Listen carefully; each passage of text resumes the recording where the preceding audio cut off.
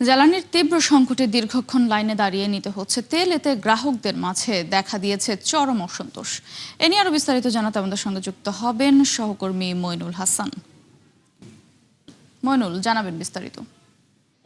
আপনি জানেন যে জ্বালানির যে সংকট সেটি কিন্তু দীর্ঘ ১.৫ মাস হয়ে যাচ্ছে। এই সংকট তৈরি হয়েছে ইরান যুদ্ধের কারণে, এবং সেক্ষেত্রে আমরা প্রতিনিয়ত দেখতে পাচ্ছি যে ঢাকা সহ বাংলাদেশের বিভিন্ন পাম্পগুলোতে কিন্তু মোটরসাইকেল, প্রাইভেট কার এবং যে যানবাহন রয়েছে সেটার দীর্ঘ সারি।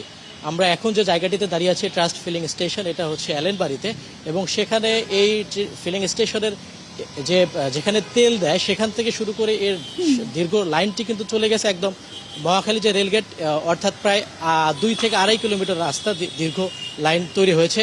এবং যারা তেল নিতে এসেছেন আমরা তাদের সাথে কথা বলেছি। অনেকেই গতকালকে 11:30 এবং 11টা থেকে দাঁড়িয়ে সবশেষ 12টা, 11:30 এবং 12:30টার দিকে তেল পেয়েছেন।